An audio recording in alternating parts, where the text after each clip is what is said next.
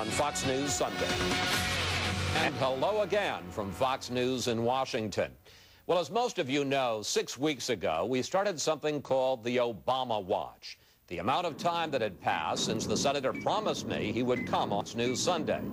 It has been 772 days, but now it's time to stop the clock.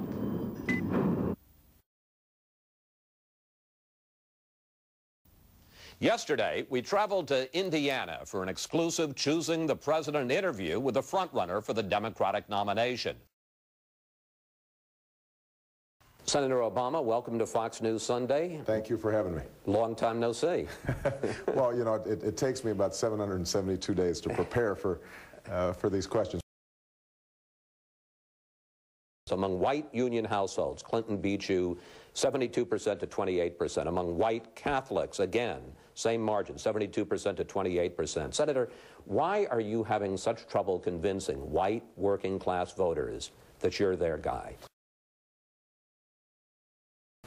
The fact that they voted for her shouldn't come as a huge surprise. We started off 20 points down in that race, just like we started 20 points down in Ohio.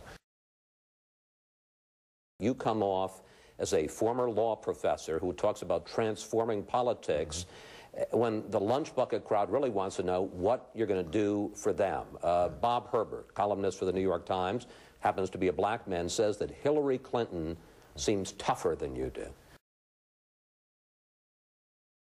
Look, after you lose, then everybody writes these anguished columns about why did you lose.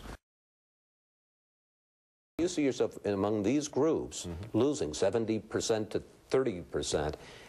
You aren't troubled by that? Don't you think to yourself, maybe I need to have a different message or a new message, or a different way of reaching out to them?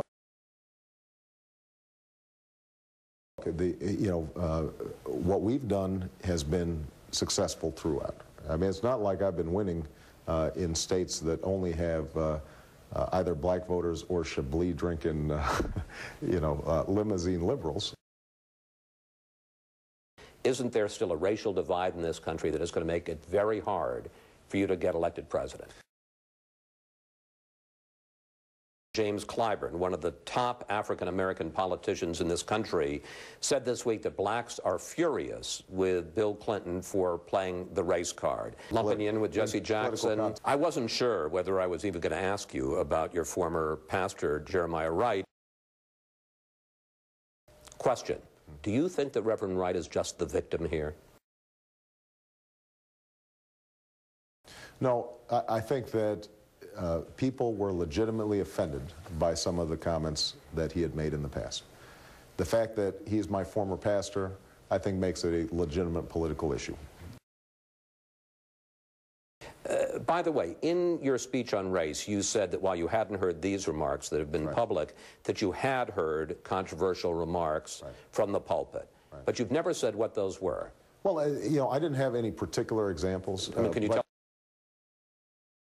Did he ever say anything about America or about white racism? Senator, you say a lot of this stuff, Reverend Wright, flag pins are distractions from the real issues, but especially for someone like you, who's a newcomer to the national scene, who people don't know a lot about, don't voters have a legitimate interest in who you are and what your values are? Absolutely. And so the question becomes, how do voters draw conclusions about my values? Well, on flag pins. I've worn flag pins in the past. I will wear flag pins in the future. Well, Senator, one of the central themes of your campaign is that you are a uniter who will reach across the aisle and create a new kind of politics. Some of your detractors say that you are a paint-by-the-numbers liberal, and I'd like to explore this with you. As a president, can you name a hot-button issue where you would be willing to buck the Democratic Party line and say, you know what, Republicans have a better idea here?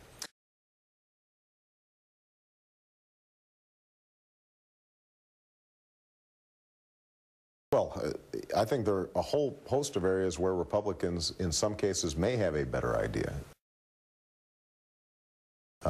Such as? Well, on issues of regulation.